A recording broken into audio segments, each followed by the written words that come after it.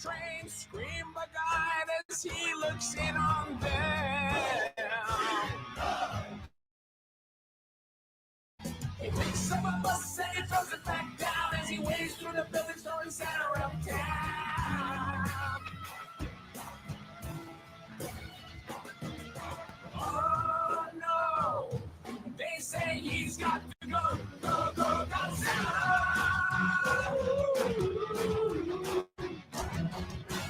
Oh no, there goes Tokyo, go, go, Godzilla.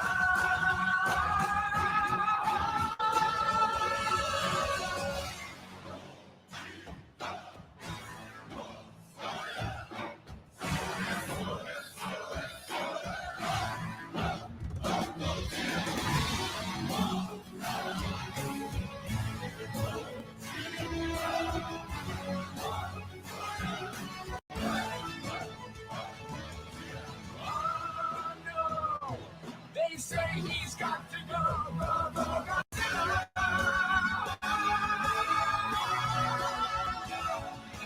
Oh no, there goes Tokyo, go, go, Godzilla.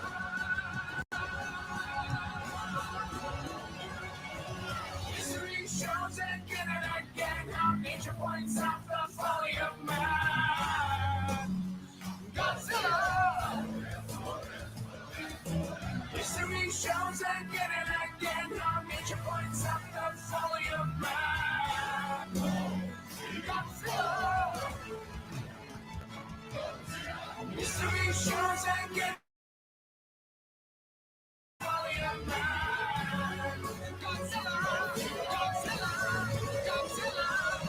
History shows again and again how nature points out the folly of man.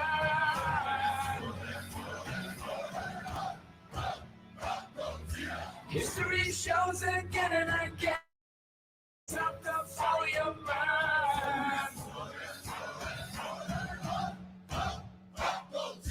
History shows again and again how nature points out the folly of man.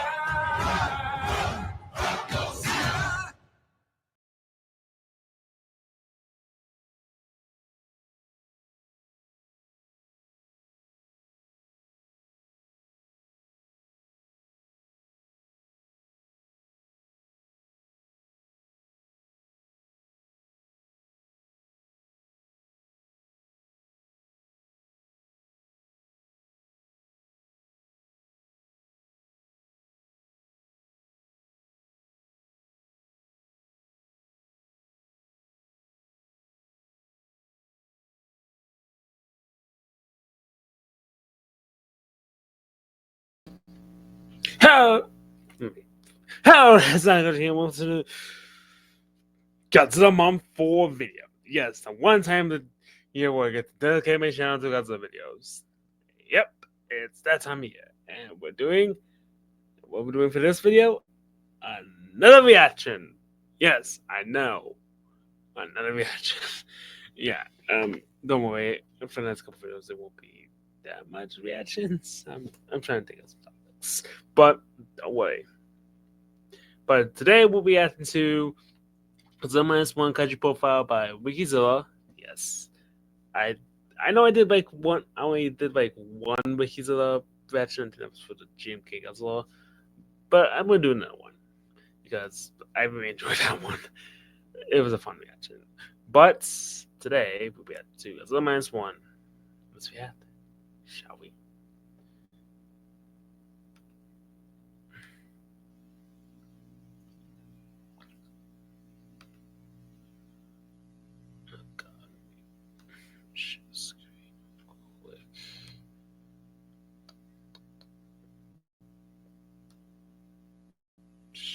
Screen.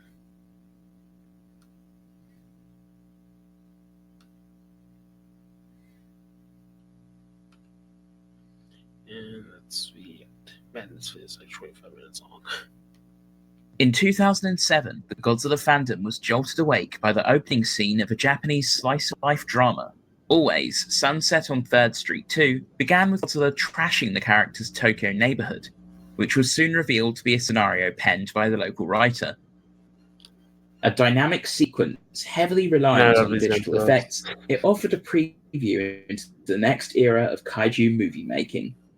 Unbeknownst to the fandom, it also impressed Toho so much that they asked director Takashi Yamazaki to film in the hibernating series. Though a fan of kaiju since childhood, he told them he wasn't ready yet. The scene had been so complicated that it ended. Oh my god, my computer's so laggy. It's so laggy. The lag is real.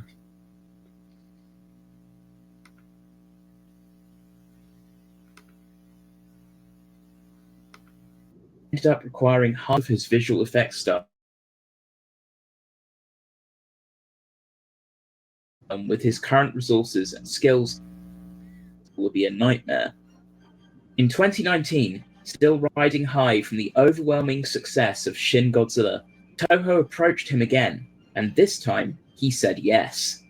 Given unprecedented creative control as the film's director, screenwriter, and visual effects supervisor, Yamazaki brought to life a vicious, unrelenting Godzilla who would terrify the best Godzilla movie ever made, and an unprecedented award.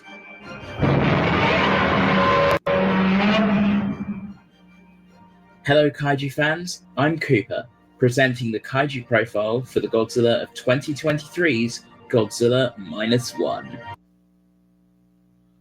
Okay, you're watching YouTube. Oh my god. But did you know there's a YouTube music app where you can discover new music with a swipe? Yes. Don't care. These ads are getting ridiculous. I miss the old days of YouTube where there was no such thing as ads.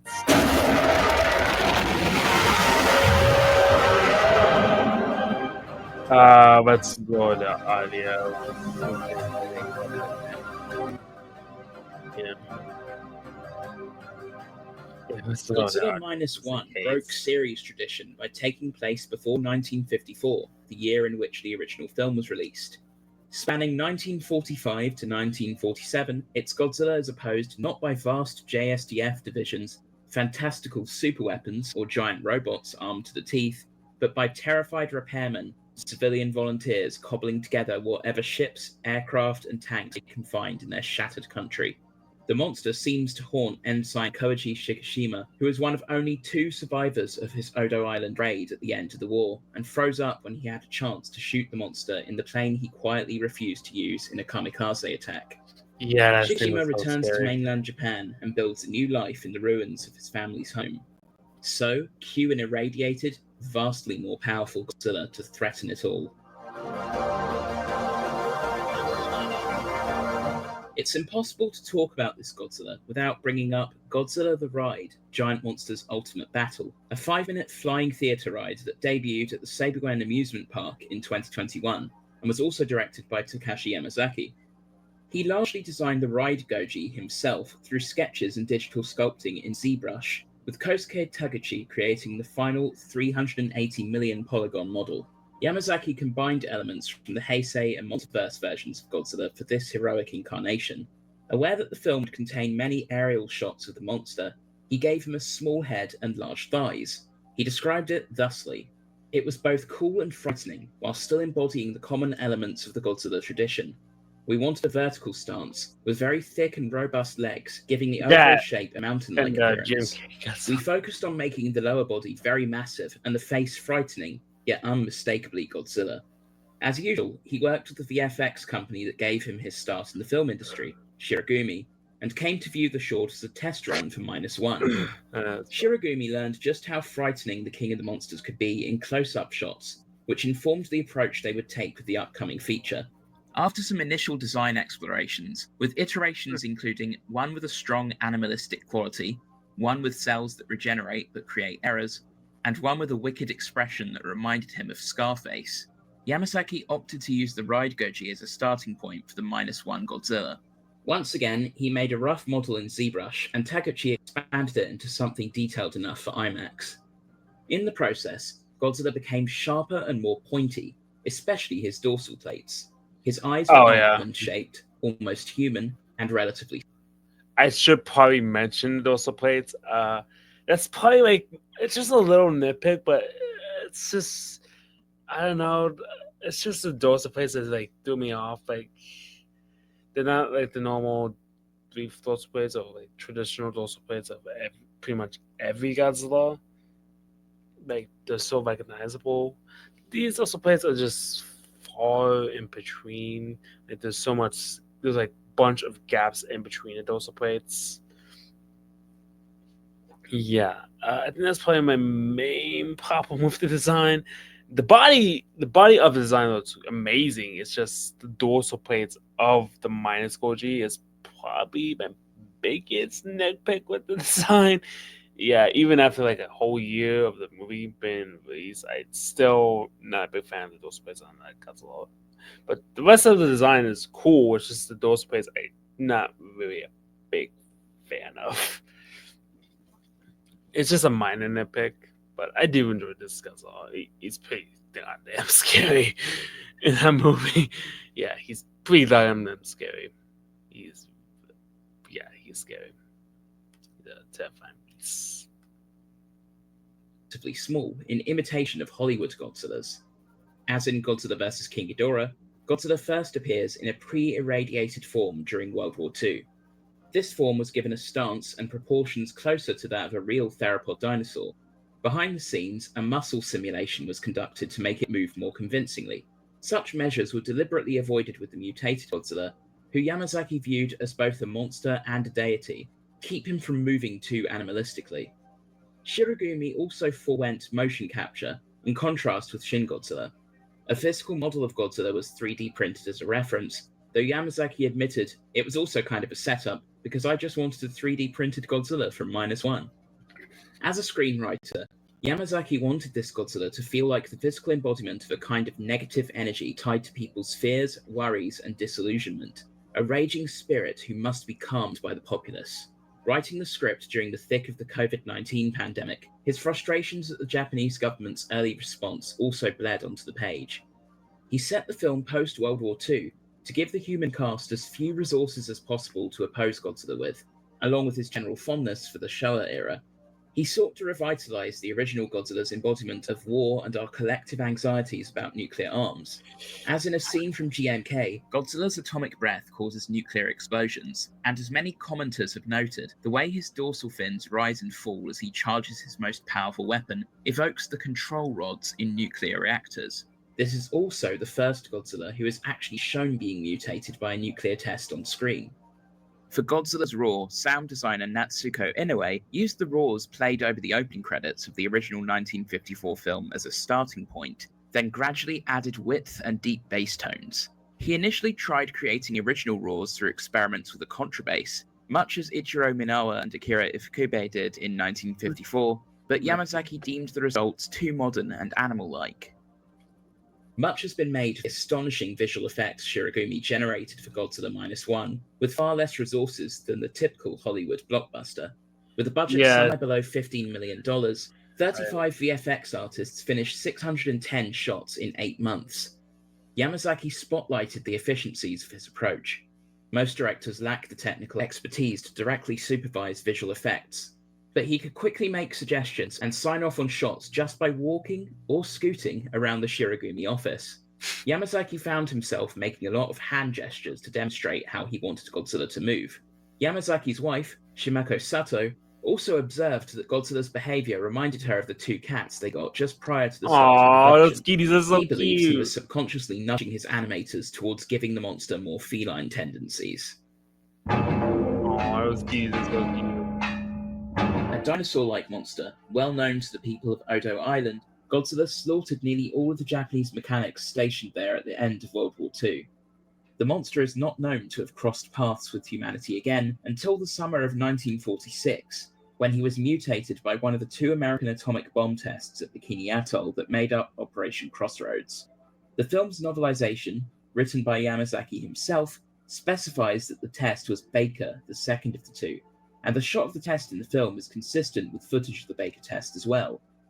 You may recognize that footage from Gigantus the Fire Monster, as well as the 1998 and 2014 American Godzilla films. The novelization also explains that Godzilla understands humanity is responsible for the blast and the agony it causes him. motivating him to destroy every ship in his path as he swims towards Japan.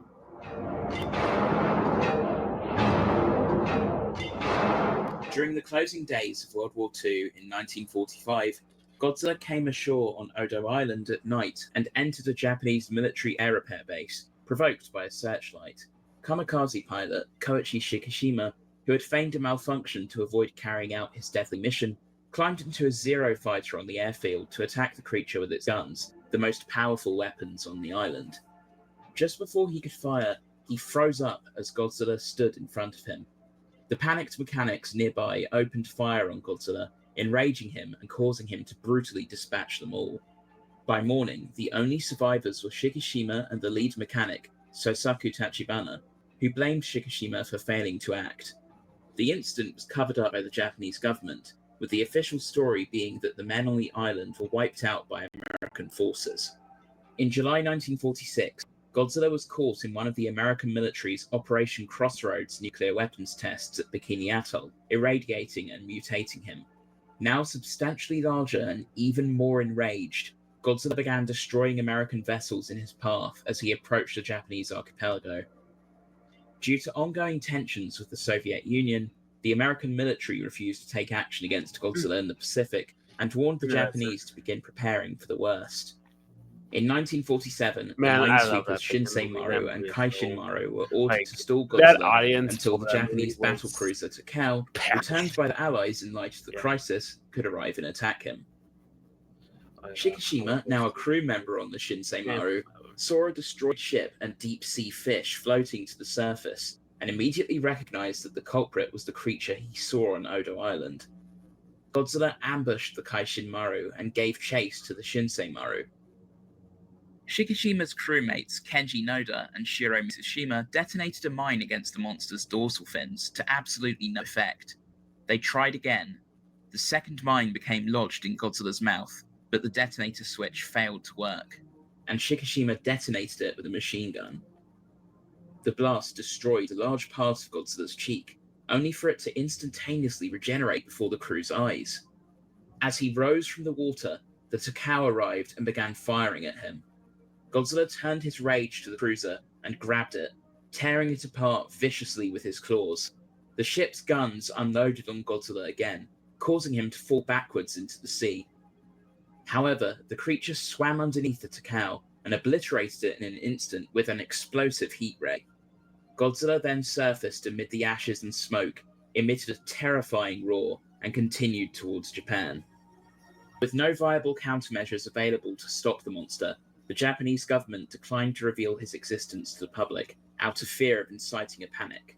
Eventually, Godzilla passed through a mine blockade and entered Tokyo Bay before coming ashore in Ginza. Godzilla tore through the district, eventually grabbing a train in his mouth. Noriko Oishi, Shikishima's girlfriend, narrowly escaped the train before Godzilla dropped it into the water below. Shikishima arrived to rescue her as Godzilla approached, just before a detachment of tanks fired at him. Godzilla paused as his dorsal fins began to protrude from his back and emit a blue glow one by one. As they slammed back into place, he fired a blue atomic heat ray from his mouth that struck the tanks and produced a nuclear explosion that flattened most of the surrounding area. Noriko was swept away in the shockwave after pushing Shikishima to safety, leaving him screaming in grief amidst the ruins of Ginza. In the aftermath of Godzilla's raid, an estimated 30,000 civilians were killed or injured. Noda, a former naval weapons designer, drafted a plan to destroy Godzilla with a team of civilians and former naval personnel, given the government's paralysis. He proposed luring Godzilla above the deepest part of Sagami Bay and tying canisters of Freon gas to him, which when ruptured would lower the water's buoyancy and forcibly sink Godzilla to a depth of 1,500 my meters, legit reaction to crushing that. him with a sudden pressure. I remember my legit reaction to that plan actually working. And let's just say my reaction was, there's no way in hell that plan's going to work. Like, no way in hell that plan is going to work. Like, really? I guess if you sink to the bottom at a certain pressure, that plan will work. But this is freaking Godzilla. This guy's used to sipping at the bottom of the sea. It's like, wait, what? How's that plan going to work? That may caught my attention off guard, but But then when how the plan worked and stuff that goes through making the plan work, it's a good plan. Like, yeah, I just love that movie. Like every second of that movie, I'm just drawn to it. Like the character development, the character development. Every character goes through an arc. And Godzilla himself, pretty scary, pretty goddamn scary. It's basically the Jason Voorhees of Godzilla. Basically the Heisei Godzilla mixed with GMK Godzilla mixed with Monsters Godzilla a little bit of 1954. But yeah, I do love this movie. It's really good. Press change. Should that fail, balloons would be inflated under him to rapidly bring him to the surface and destroy him via explosive decompression. Skeptical that the plan would succeed, Shikishima believed that Godzilla must be vulnerable from the inside and could be destroyed if a plane laden with explosives was flown into his mouth. He recruited the reluctant Tachibana to modify a prototype Shinden fighter for his plan. With Godzilla approaching Tokyo once more, Noda's plan began. He threw one of the acoustic minesweepers, luring him with a recording of his roar ashore, making landfall ahead of schedule. Shikishima used his nimble fighter to draw the monster to the trap point in Sagami Bay, barely dodging several strikes. Noda tricked Godzilla into firing his atomic breath at 2 unmanned destroyers, leaving him unable to use it again while he regenerated. 2 more destroyers encircled Godzilla and tied a cable attached to Freon canisters around him. As he prepared to fire his heat ray again, the canisters were ruptured and he was forcibly pulled underwater. Upon surpassing the target depth, Godzilla immediately froze in place. Noda inflated the balloons under the monster, rapidly drawing him to the surface. The plan seemed hopeless when Godzilla tore through the balloons, until a fleet of tugboats, rallied by Mizushima, arrived to help the ships pull him the rest of the way. Upon surfacing, Godzilla's flesh began to rupture, but he hadn't sustained enough damage for the plan to succeed. Noda and the others accepted their inevitable demise as Godzilla coursed with power and prepared to unleash his atomic breath. Just then, Shikishima flew his plane into the monster's mouth, ejecting before it crashed and exploded. The top of Godzilla's head had been destroyed, after which the accumulated atomic energy overloaded and destroyed the rest of his body. With the operation an apparent success, the people of Japan celebrated and breathed a sigh of relief. In the aftermath of the battle, Shikishima received word that Oishi had survived Godzilla's attack. He and their adopted daughter Akiko reunited with her at a hospital. As they embraced, a veiny pattern resembling Godzilla's dorsal fins appeared on her neck. Meanwhile, a surviving fragment of Godzilla's flesh left by Shikishima's attack began to regenerate as it sank into the depths. Watch college football all season long on a variety of networks with game-winning features.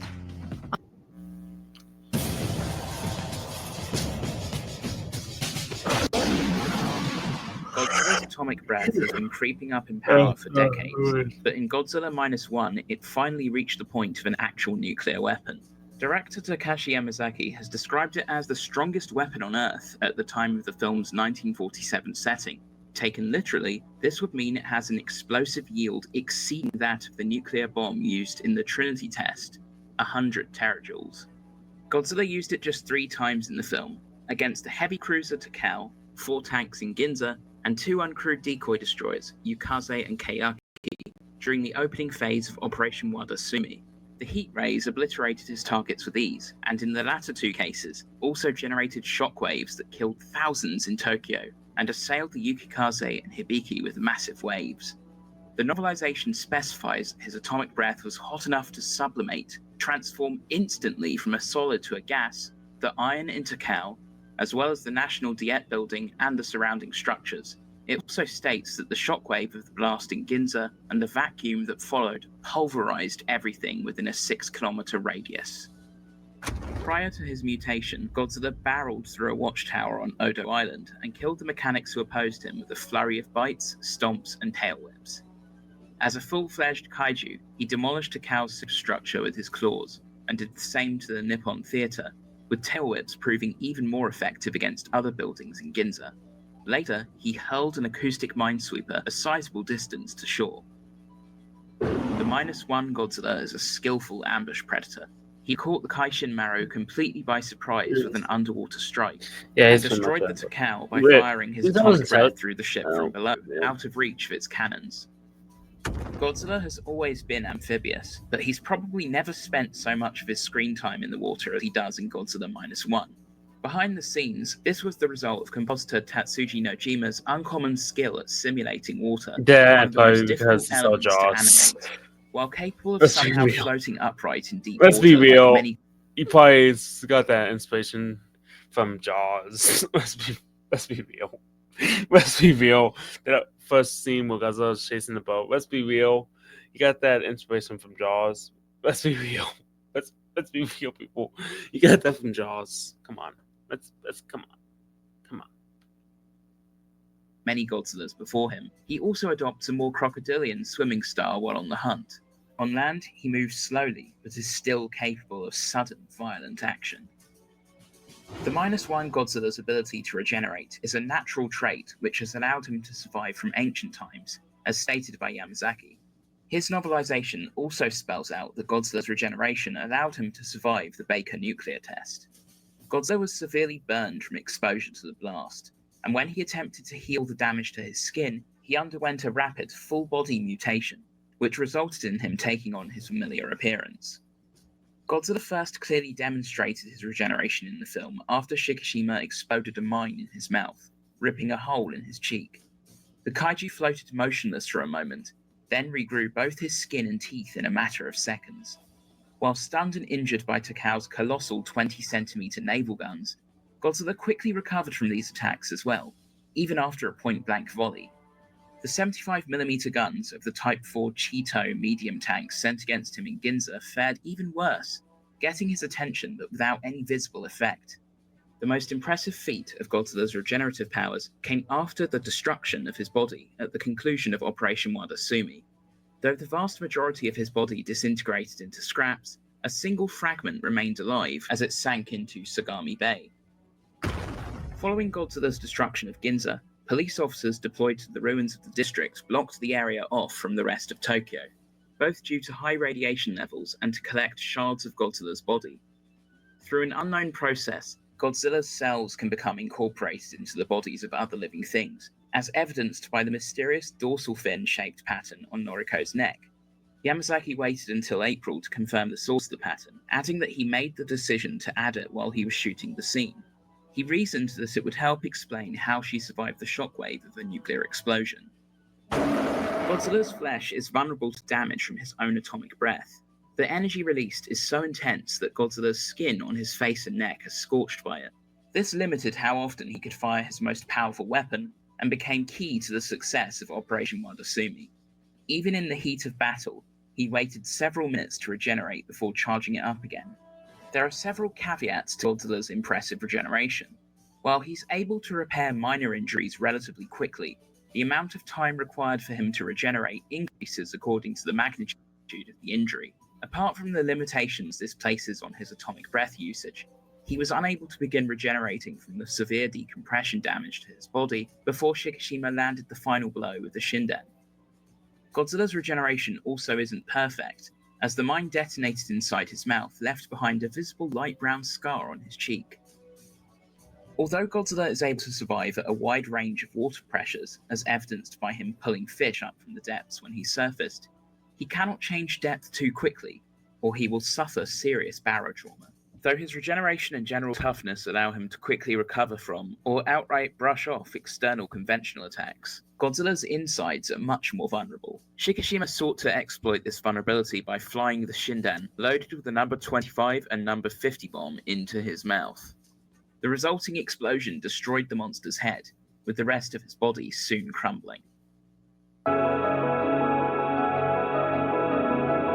It's become trendy for critically praised genre films to be re-released in black and white. Witness Mad Max Fury Road, black and chrome, Logan Noir, Parasite, black and white edition, and Zack Snyder's Justice League, Justice is Grey.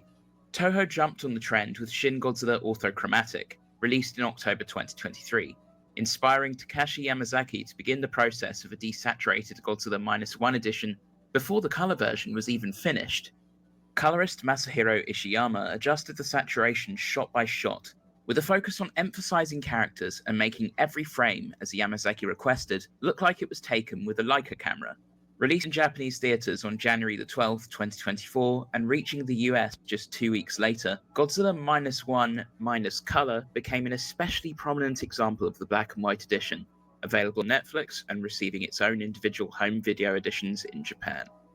Toho's most imaginative stunt to promote Godzilla -1 was undoubtedly the Godzilla attack truck, which drove 5,000 kilometers around that Japan thing. from October 18 I wish I to would have saw November that 29. thing. I wish I was in You know, Japan can't now. Gamera have anything for Yeah. himself?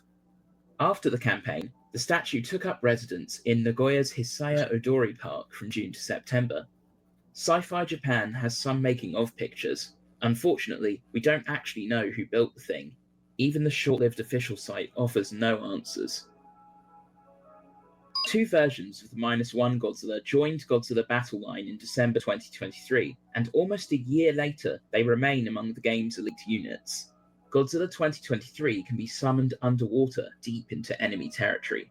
He'll then wait there for 25 seconds, and if any enemy units come near in that time, unleash a devastating skyward blast before surfacing.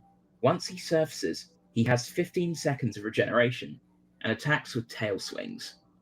As a leader, his heat ray takes 20% of the enemy leader's HP and 80% of nearby enemies' HP. Godzilla 2023 Ginza version is basically a stationary cannon. You have to summon him in your back row, but he'll proceed to charge up and fire atomic breath all the way across the field at the enemy leader with significant area of effect. Also in December, this Godzilla appeared in the mobile game Fleet of Blue Flames, which allows you to pit a full-fledged World War II fighting force against the King of the Monsters. Most of the Zillion Godzilla mobile game collaborations are pretty random, but this one pairs well with the film's period setting and naval battles. Takashi Yamazaki toted multiple Godzilla figures at the US premiere of Godzilla -1, which so charmed the Americans that he just kept doing it while campaigning for the Best Visual Effects Oscar. Godzilla turned up in his pics with Steven Spielberg, Oppenheimer star Cillian Murphy, and even the class photo with all the year's nominees. He also brought one to the Japanese Academy Film Prize ceremony, where -1 prevailed in a series' best 8 categories, including Best Picture. Then, the entire VFX delegation arrived at the Oscars with Godzillas in tow, with Yamazaki's Gold Godzilla even sporting a tiny bow tie, and carried them up to the stage to receive their award in what was widely considered one of the evening's highlights. In the aftermath, Bandai, never one to turn down a chance for a repaint, put out a couple of gold versions of its figures for the movie, and they weren't alone. No bow tie though. Nah, I need to get a bonus. The Oscar delegation's footwear, dress shoes with Godzilla claws for heels, also garnered a lot of attention. Made by Ryosuke Matsui of Hazama, they'll run you about as much as a discontinued. Update this video in the future, as mere days ago, Toho announced that Yamazaki will be spearheading the next Godzilla up to the stage to receive their award in what was widely. He also brought one to the Japanese Academy Film Prize ceremony, where -1 prevailed in a series' best 8 categories, including Best Picture. Then, the entire VFX delegation arrived at the Oscars with Godzillas in tow, with Yamazaki's Gold Godzilla even sporting a tiny bow tie, and carried them up to the stage to receive their award in what was widely considered one of the evening's highlights. In the aftermath, Bandai, never one to turn down a chance for a repaint, put out a couple of gold versions of its figures for the movie, and they weren't alone. No bow tie though. The Oscar delegation's footwear, dress shoes with Godzilla claws for heels, also garnered a lot of attention. Made by Ryosuke Matsui of Hazama, they'll run you about as much as a discontinued SH Monster Arts figure.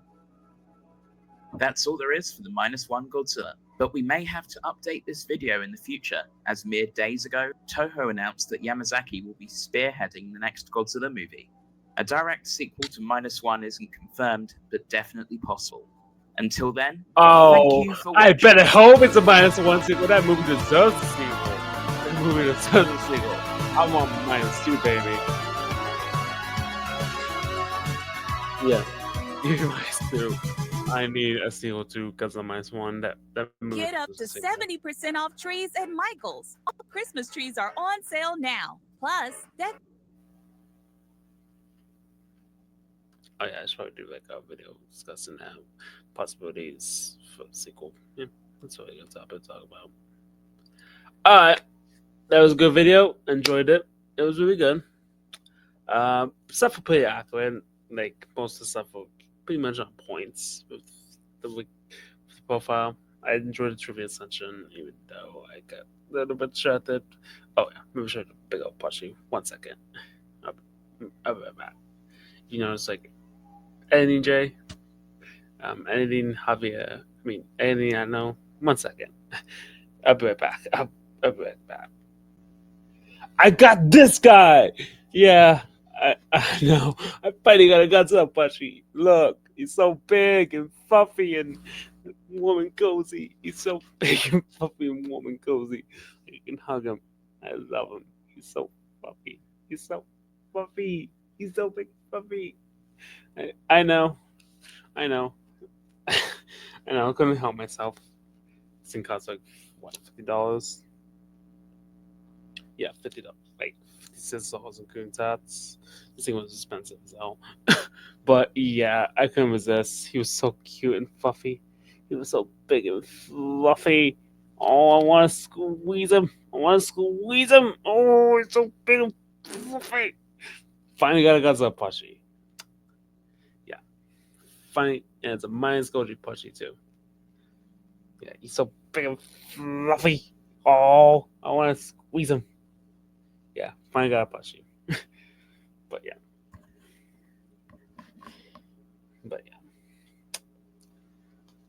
Yeah, he's a big old plushie. He's get a load of the new mascot for the MinusGoji channel, MinusGoji plushie. He's a new mascot of the channel. Isn't that what I got? Yeah, he's a new mascot.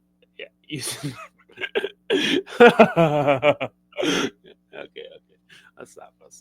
But yeah, how do I feel about MinusGoji? About the MinusGoji profile. It's pretty good. It's pretty accurate. Most of the stuff is pretty accurate in this video. Not really that much I can say. It was just more. It's pretty much on points. Not really that much inaccuracies, like in the GMK Godzilla when they just say that the atomic breath can't be used underwater, even though you clearly see it be used underwater when Godzilla's finally got shot at Ghidorah and also finally at a bridge that Yui is on, so that's a little bit. I was like, wait, what? Yeah. But yeah, I can't wait. Also, I'll try to make some more Godzilla videos at the time. Probably not set for them. But with that said, it's time to sign off. And remember, stay big, G fans. See you in the next one. Bye bye.